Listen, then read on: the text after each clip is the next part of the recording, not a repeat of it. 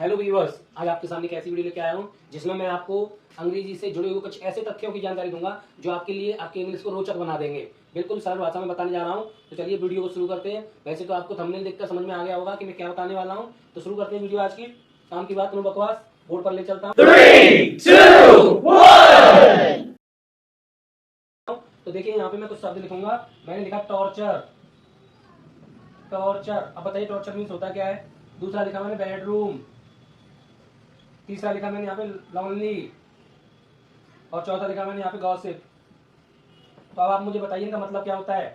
वैसे बहुत सारे बच्चे जानते भी होंगे, बहुत सारे लोग जानते भी होंगे, नहीं जानते भी चलो मैं बता देता हूँ। टॉर्चर का मतलब होता है प्रताड़ित करना। प्रताड़ित करना मतलब किसी को सताना।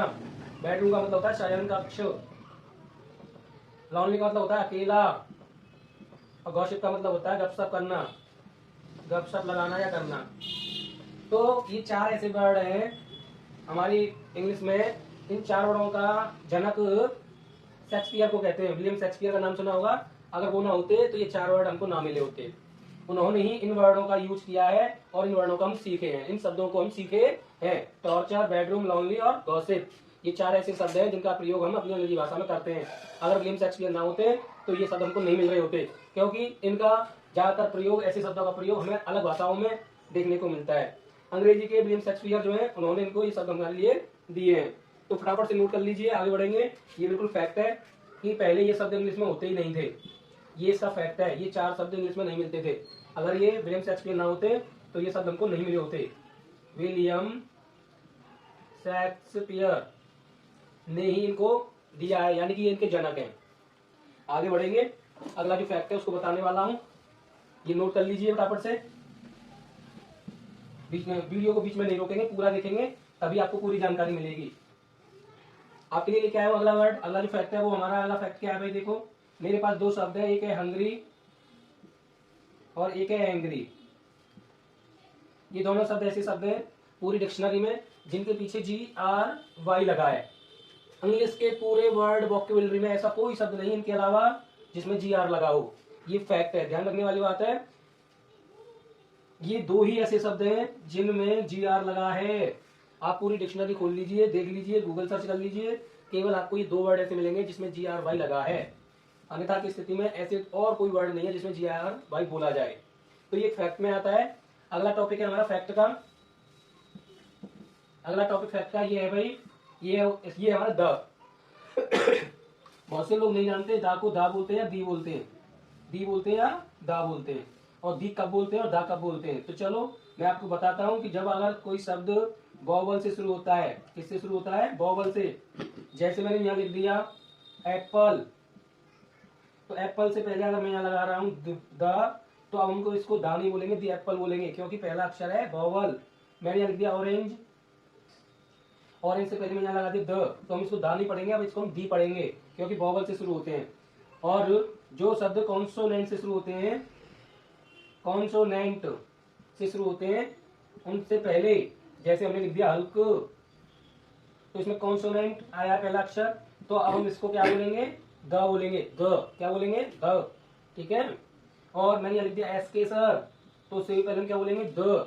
मैंने यहाँ लिख दिया, कोई एक और शब्द लिख लेते हैं, मैंने यहाँ लिख दिया थॉर, तो आप देखिए टी से शुरू हुआ है, तो हम इसको क्या बोलेंगे, द। यानी ध्यान रखना है, जो शब्द वॉवल से शुरू होते हैं उनमें हम दी बोलते हैं, जो शब्द हमारे कॉन्सोनेंट से शुरू होते हैं उनको हम दा बोलते हैं। ठीक है, आगे बढ़ेंगे। दा का फैक्ट और है, लेकिन किसी को नहीं पता है दा को इंग्लिश में क्या कहते हैं। बिल्कुल सही बात है, दा को हम इंग्लिश में क्या कहते हैं, क्या कहते हैं भाई। दा अगर लिखा हुआ है तो हम दा को इंग्लिश में क्या कहेंगे, मैं बताता हूँ। इसका हिंदी मीनिंग होता है वो। क्या होता है वो, एग्जाम्पल के साथ बता रहा हूं। मैं वो कार खरीदूंगा, तो हम लिखेंगे I will purchase the car. भाई देखो, परचेज इसलिए लगाया, कार बड़ी महंगी रेट की होती है, प्राइस ज्यादा होता है उसका, नहीं तो हम यहाँ वाई भी लगा सकते हैं, BU बाई। बिल मैंने आपको बता दिया है कि आई के साथ जब हम बोलने का प्रयास करते हैं तो विल का प्रयोग ज्यादा होता है। सेल का प्रयोग भी आप कर सकते हो या सेल भी लगा सकते हो, लेकिन बोलने के लिए विल लगाते हैं। आई विल परचेज, मैं बोल के बता रहा हूँ I will purchase the car, मैं वो कार खरीदूंगा। तो आप ध्यान रखेंगे, दा का मतलब होता है वो। क्या होता है, वो। आगे बढ़ते हैं अपने अगले फैक्ट पर। अगला फैक्ट है हमारा, मैं यहाँ पर एक शब्द लिख रहा हूं, मैंने लिखा यहाँ पे एजुकेशन, और मैंने यहाँ दूसरा लिखा रिदेम। क्या लिखा मैंने दूसरा यहाँ पे? रिदेम। ये दो ऐसे वर्ड हैं संसार के, ये वाला नीचे वाला बता रहा हूं रिदम, इसमें केवल कॉन्सोनेंट है। क्या है? कॉन्सोनेंट। और ये संसार का ऊपर वाला जो वर्ड है एजुकेशन, इसमें वोवल पूरे हैं, इसमें वोवल्स पूरे हैं। एक वोवल, दो वोवल, तीन वोवल, चार और पांच। कितने वोवल होते हैं हमारे? 5 होते हैं। तो ये पांचों वोवलों का शब्द है एजुकेशन। संसार का ऐसा अकेला शब्द है जिसमें पांचों वोवल्स आए हैं। और रिदम संसार का ऐसा शब्द है जिसमें कोई वोवल ही नहीं है। ये है फैक्ट। इसको कहेंगे हम फैक्ट। क्या कहेंगे इसको? फैक्ट। ये 6 अक्षर वाला है, पर थोड़ा ध्यान रखेंगे, ये 6 अक्षर वाला एक ऐसा अनोखा शब्द है जिसमें कोई भी वोवल नहीं आया है। आगे बढ़ेंगे अगले फैक्ट की तरफ। अगला फैक्ट है हमारा, भाई हम यहाँ बता रहे हैं, हमने आपको बताया 2 शब्द बोलेंगे एम्बिग्राम्स। एम्बिग्राम्स। अब ये एम्बिग्राम्स क्या होता है ये बताएंगे पहले आपको, और दूसरा हम लिखेंगे पैलिंड्रोम्स। पैलिंड्रोमिक या पैलिंड्रोम्स। पहले इन दोनों शब्दों का मतलब समझो।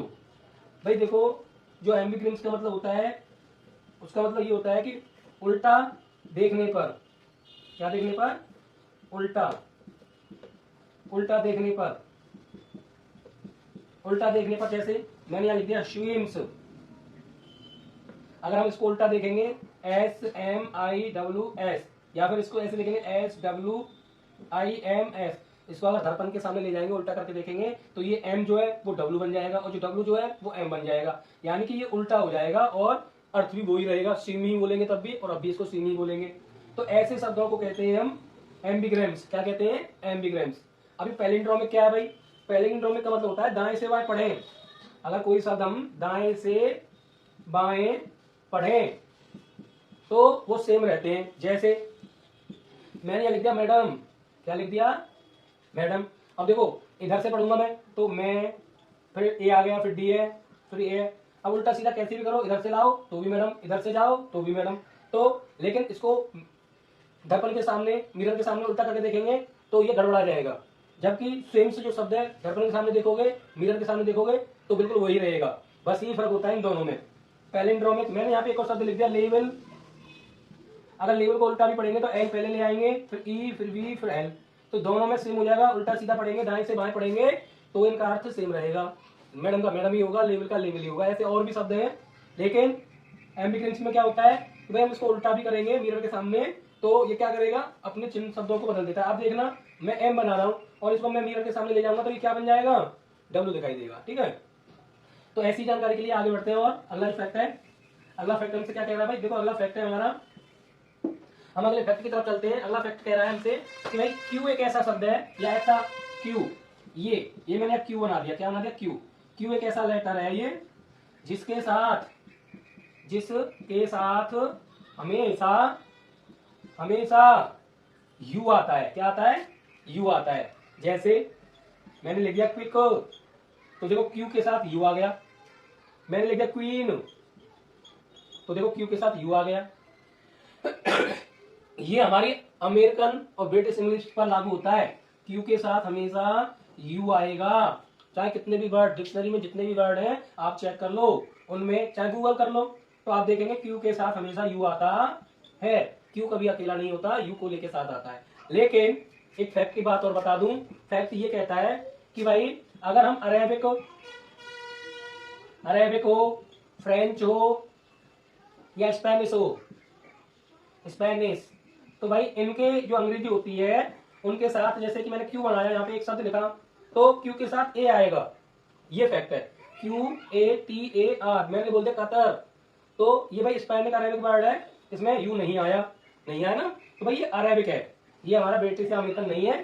तो ध्यान रखना, स्पेनिश और फ्रेंच और अरेबिक, ये इनमें अगर क्यू बनाएंगे तो उनके साथ ए आएगा, और ब्रिटिश और अमेरिकन के साथ क्यू के साथ हमेशा यू आएगा।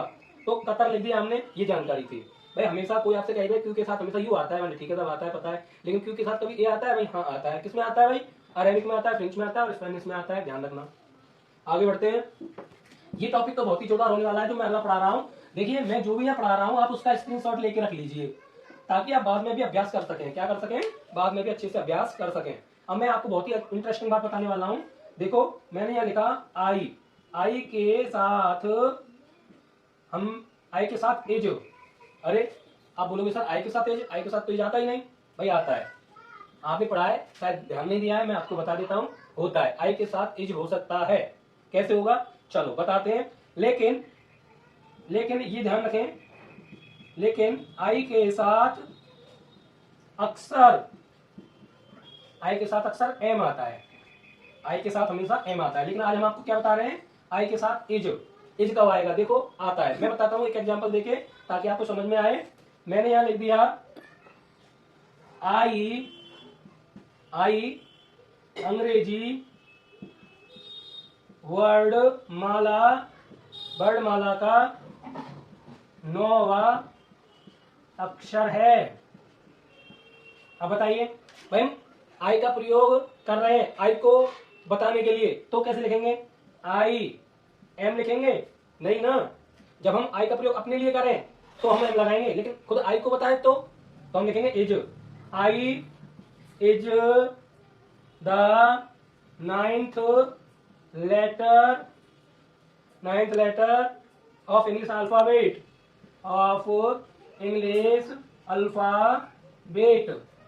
ठीक है।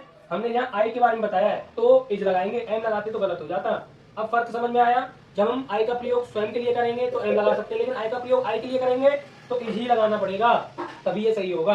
ठीक है, एक एग्जांपल और कर सकते हैं हम इसके साथ। आई बड़ा लेटर है या अक्षर है, अक्षर है। कैसे करेंगे? I is a big alphabet. तो ऐसे करना है, आई के साथ इज लगाया है यहाँ पे, क्योंकि हम आई को परिभाषित कर रहे हैं, आई के बारे में बता रहे हैं, डिफाइन कर रहे हैं। ठीक है भाई, तो आपने देखा ये फैक्ट है कि नहीं? पहले आपने देखा आई के साथ एम आता है, एम आता है, नहीं भाई आई के साथ इज भी आ सकता है, ये फैक्ट है। तो आप स्क्रीनशॉट लीजिए, साथ में जुड़े रहिए। वीडियो अच्छी लग रही है तो वीडियो को लाइक करें, शेयर करें, कमेंट करें और इस वीडियो को दूर दूर तक पहुंचा दें ताकि सभी लोगों को ये जानकारी मिल जाए। हम आगे बढ़ेंगे एक और नए फैक्ट के साथ, जिसमें आप देखेंगे नया फैक्ट है भाई हमारा ये कि अगर आई के साथ भर लगा सकते हैं क्या? अरे सर आई के साथ तो वो हो जाता है। हाँ भाई आता है, आई के साथ क्या आता है? वो हो जाता है, क्योंकि अक्सर आपने यही पढ़ा है। लेकिन मैं आपको बताने वाला हूं कि आई के साथ हम भर कब लगा सकते हैं। हम आई के साथ भर कब लगा सकते हैं? जैसे हमने यहाँ पे लिखा, मैं इफ आई वर, मैंने यहाँ एक फ्रेज लिख दी। फ्रेज है ये, क्या है ये? फ्रेज, जिसका मतलब क्या होता है? इसका होता है अगर मैं होता, अगर मैं होता, इसका मतलब होता है अगर मैं होता। तो एग्जांपल लिखेंगे, अगर मैं आमिर खान होता, आमिर खान होता। तो भाई अब बताइए आमिर खान ये क्या, आई के साथ क्या लगाना है? तो ये फ्रेज काम आएगी, आई के साथ वर लगाना है। तो हम लिखेंगे इफ आई वर आमिर खान, आमिर खान। तो भाई ऐसे होगा। देखो आई के साथ वर आया है कि नहीं आया है? आता है कि नहीं आता है? आता है। तो अगले टॉपिक की तरफ चलते हैं। अगला टॉपिक क्या कह रहा है भाई हमसे? अगला टॉपिक हमसे कह रहा है कि भाई आई के साथ हमने यहाँ पे वो लगाया है, यहाँ पे वर। तो वो लगाना आप जानते थे, वर का नहीं पता था। वर भी आ सकता है, आप कभी ये मत कहना कि आई के साथ वर नहीं आता, आता है भाई। ये फ्रेज मैंने आपको बता दिया है, इसके साथ आता है। तो आगे बढ़ेंगे अगले टॉपिक में। अगला जो फैक्ट है हमारा, फैक्ट क्या कह रहा है हमसे? आगे ध्यान से देखना है, ध्यान से सुनना है, आपको समझ में आएगा। अगला टॉपिक है हमारा, देखो ये मैं जो बताने वाला हूँ कि बहुत ही अनोखा है, बहुत ही अजीब है। मैं एक सेंटेंस लिखूंगा, एक quick brown fox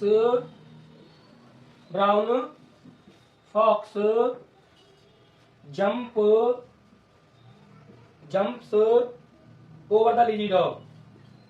over the lazy dog. Sir ये क्या है सर? भाई ये फैक्ट है। फैक्ट क्या है इसके अंदर वो बताने वाला हूं, आप पढ़िए पहले इसको। A quick brown fox jumps over the lazy dog. 1 2 3 4 5 6 7 8, ये 8 अक्षरों वाला, 8 शब्दों वाला एक अनोखा सेंटेंस है। इसके अंदर एक फैक्ट छुपा हुआ है। इसके अंदर क्या फैक्ट है वो बता देता हूं। इसके अंदर फैक्ट ये है भाई कि अगर आप ध्यान से देखेंगे तो अंग्रेजी के आपको 26 लेटर मिल जाएंगे। इसके अंदर सारे लेटर हैं। मैंने बिना ABCD लिखे आपको बता दिया कि अगर आप ध्यान से देखेंगे तो ABCDEFG 26 लेटर होते हैं। आप पढ़ लो इसको। इसके अंदर सारे लेटर हैं। A है, अब आप B ढूंढोगे, B है, C ढूंढोगे, C है कि नहीं, D ढूंढोगे तो D है ना। तो इसके अंदर आपको 26 लेटर मिलेंगे पूरे के पूरे। अच्छा, इसका प्रयोग कहाँ होता है, प्रयोग भी बता देता हूँ। ज्यादातर अमेरिका में अपने कीबोर्ड या टाइपराइटर को चेक करने के लिए टाइपराइटर या फिर कीबोर्ड होता है। कीबोर्ड अमेरिका में हो चाहे ब्रिटिश में हो चाहे इंडिया में हो, कीबोर्ड होना चाहिए, टाइपराइटर होना चाहिए। ज्यादातर लोग पहले क्या करते थे, टाइपराइटर पर चेक करने के लिए कि टाइपराइटर की कोई बटन काम कर रही है कि नहीं कर रही है ठीक से, तो ये वाला सेंटेंस लिख के देखते थे और पता लग जाता था कि कौन सा अक्षर सही नहीं आ रहा है। तो हम चेक कर सकते हैं अपने कीबोर्ड में आपके जो लेटर होते हैं वो क्रम से नहीं होते, ABCD ऐसे नहीं होता, उसकी सीरीज अलग होती है ताकि दोनों हाथों से लिख सकें। उसकी सीरीज क्या होती है भाई, QWUIOP है ना, अगली होती है ASDFGHJKL, उसके बाद होती है हमारी ZXCVVNM। तो इस प्रकार से उसमें 3 लेयर होती हैं और उंगली दोनों हाथों की रख सकें और ये सेंटेंस लिखकर हम चेक कर सकते हैं कि हमारी कौन सी बटन काम नहीं कर रही है। अगला अलग अलग बटन दबाने की जरूरत नहीं है कि पहले A दबाओ फिर B दबाओ ढूंढ के, क्योंकि उसमें आगे पीछे होती है, ढूंढनी पड़ेंगी वो। अगर आप ये सेंटेंस लिखते हो तो आप सीधे सीधे लिख सकते हो और चेक कर सकते हो कि आपकी कीबोर्ड में या फिर टाइपराइटर में कौन सा बटन काम नहीं कर रहा है। ठीक है, तो आपने देखा कि अंग्रेजी का एक अनोखा शब्द है जिसमें 26 पूरे लेटर समाये हैं। धन्यवाद। आपको वीडियो कैसी लगी, वीडियो अच्छी लगी है तो लाइक करें, शेयर करें, कमेंट करें। धन्यवाद।